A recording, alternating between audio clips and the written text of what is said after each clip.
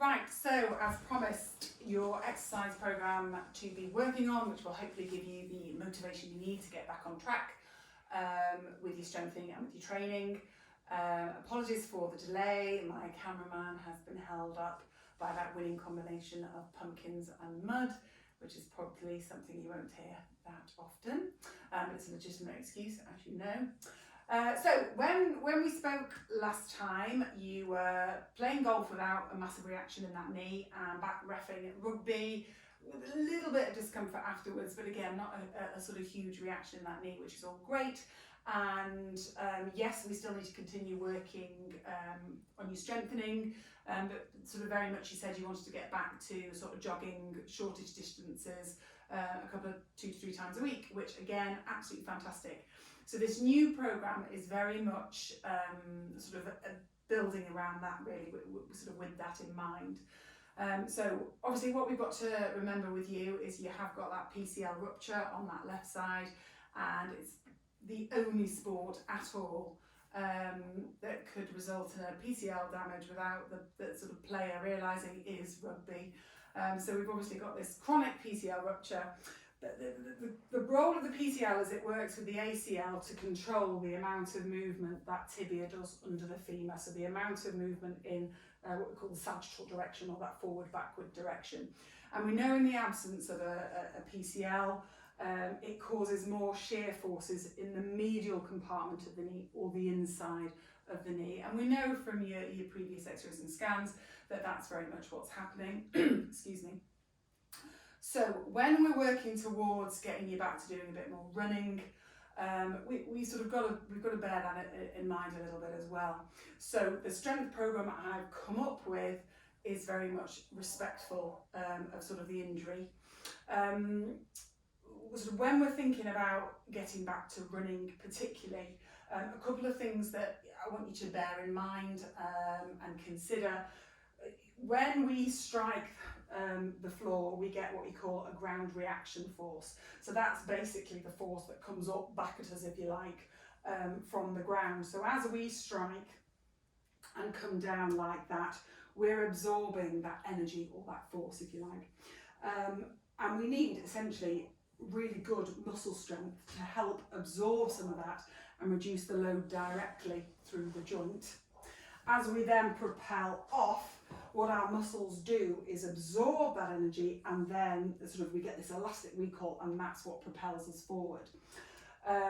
So we've got to bear that in mind. So yes, we want muscle strength to really protect that joint, but we also need that muscle strength to absorb that energy and then propel us forward. So it's just sort of that to bear in mind. Sort of from a gait running point of view, we get sort of lower, more manageable loads, if you like, if we have an increased cadence, so an increased turnover. So this would be mindful about avoiding an overstride. If you're a heel strike runner, a heel strike runner, and that's absolutely fine, and the research shows there's no perfect way of running, but it's exposing you to an increased ground reaction force if we're striking there than if we're striking there. So when you're running, you want to be thinking about striking, as I say, it doesn't matter if you're a heel, mid-foot or forefoot striker, but you should be striking with that foot directly underneath that hip. So quite often it's an increased cadence, increased turnover, shorter stride length, often sort of more efficient for people, but just helps minimise those loads a little bit, so helps protect that knee. We've also, with you, because we've lost that last little bit of extension, we're always going to be in a little bit of flexion, and that increased flexion running sort of asks more of our quads. So yes, I'm going to be working on strengthening everything in that sort of whole lower limb. But we will be really targeting those quads as well, because for you in particular, that's massively important for absorbing the loads and trying to offload exactly what goes through that joint. So hopefully that all makes sense. So I'm going to go through 6 exercises. As we talked about previously, when you're aiming for strength gains specifically, smaller number of reps with a higher resistance, but that's the research based in the athletic population or the non-injured population, if you like. We've also got to bear in mind it's chronic PCL rupture, we've got moderate arthritic changes in that medial compartment, so therefore we've got to balance. So yes, the aim, I suppose, is 5 reps to the point of I can't do 6, I've maximally worked it. But if that causes a flare or a reaction in that knee, step back on your resistance, increase your number of reps, so perhaps aim for 10 reps. With sort of all of these exercises, we're doing 3 sets, okay? So your first one is your split squat, which we've talked about before. So, sorry, when I've gone back and looked at the exercises we've gone through previously, a lot of those have been non-weight bearing. These are all very much geared towards our return to running a bit more. Obviously, I know we're working from home, we're not in the gym. So I think we talked about last time, rucksacks are absolutely brilliant. So from a weights point of view, literally load your weights into your rucksack, as many as you've got. It doesn't have to be hand weights, it can be bottles of wine, tins from the cupboard, etc. And then that gives you some weight to work against. So the first one we're going to do, so I'll come back to that later. For this, I'm just going to use the kettlebell, but again, a weight is absolutely fine, or that is absolutely fine. So you're going to come into your split squat. Now, when we're thinking about a return to running, and particularly when we're working to really focus on the quads, the best way of doing that is actually lifting your heel up a little bit, putting you on a bit of an incline and putting you more into that position, because that really encourages the quads to work. However, when I played around with that a little bit during our last session, that actually seemed to make you a little bit more sore, which is why I was happy for us to stick with the split squat, which is what we're going to go with. But ultimately, I will look to progress you to being on a bit of an incline, a little bit more in that position, because that will help obviously from a running point of view, but also from a quads point of view. So you've got your right foot up there, left foot out there. We're going to take the right arm up like that, just to add a bit of resistance. If you want, you can always just, as I say, use the bag and have it down there. Left arm out to support you. You come in right down, trying to get that knee as close as you can, and then really driving up through that heel. Yes, work your glutes as well, and through that quad. So coming down, drive up. Slow, controlled, down, drive up. And you'll feel that, yes, in your quad, but also in your glute. And as we've said before, plenty of resistance as long as it's not causing too much of a flare in that knee. Don't go above 4 out of 10 on your pain scale. So reps wise, as we said, 5 with maximum resistance, but if that's too uncomfortable, increase your reps, lower your weights. That's your first one. Your second one is a Nordic hamstring drop, for which you will need either something to hook your feet on or a glamorous assistant. So basically you just need someone or something to block your heels. And what you're going to do is literally go to fall forward. And what is controlling the lowering of that going forward is your hamstrings. And oh my goodness, will you feel it in your hamstrings. So you literally just go forward as far as you can until you need to put your hands out to save you. Don't knock yourself out on your own chair. And again, so it's control, control, control until you need to put your hands out. And as I say, you will really feel it. I've played around with trying to do this on one, and it's really hard. So stick with both. And we'll do a single leg deadlift later, which will really isolate. So again, same principles as we went through before. So that's that one. Next one, thank you very much, Glamorous Assistant.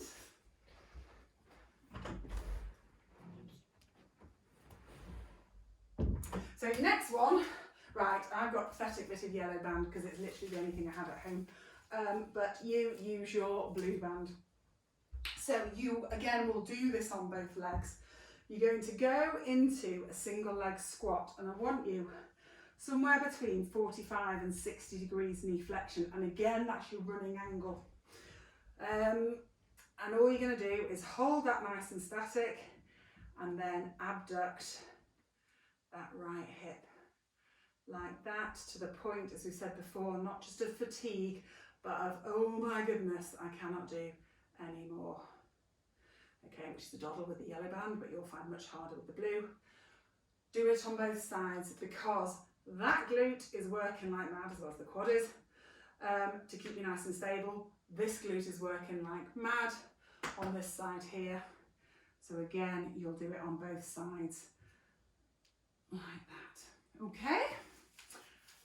Your next one is your single leg deadlift on the left. So you want to go into that little bit of knee flexion, which to a certain extent you're already in. You want your weights in your bag. You are coming down into that kind of waiter's bow like that. You're aiming for about horizontal, and then it's glutes and hamstrings to drive you back up. Slow, controlled. Down, drive back up. Slow, controlled. Down, and drive back up. Okay? Your next one is really working into your calf. Again, yes, we need to improve your bulk, but when we're thinking specifically about your return to running, that is really important. I'm just going to bring the chair in for me because I do wobble a bit. So again, you can use your weights. Again, the lovely thing about the rucksack is you can literally put it on with your weights in, a little bit of support if you need it. And you're going to come up onto your tiptoe with your knees straight. Slow, control down. Up. Slow, control down. Up. Slow, control down. The other one I want you to do from a heel raise point of view, again, is to bring yourself into that single leg squat. Again, somewhere between 45 and 60 degrees knee flexion. Holding on to the chair for a little bit of support. Come up onto your tiptoe, maintaining that knee flexion. And down. And down. Now again, if you want to just have your weights there, absolutely fine. Okay, so that's that one to do.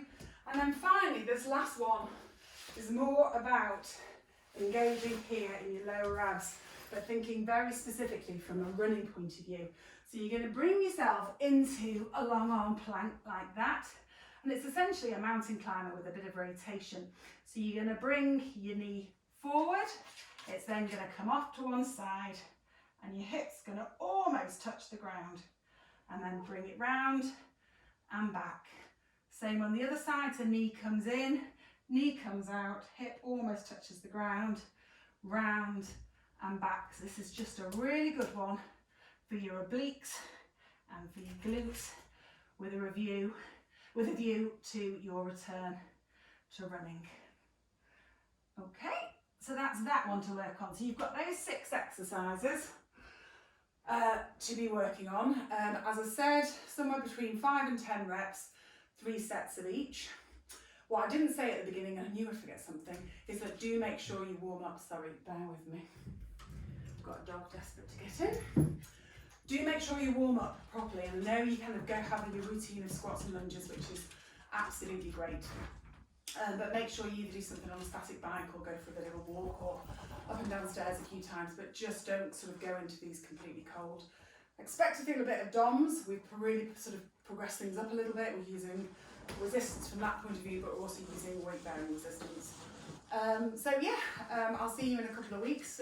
Any problems, let me know.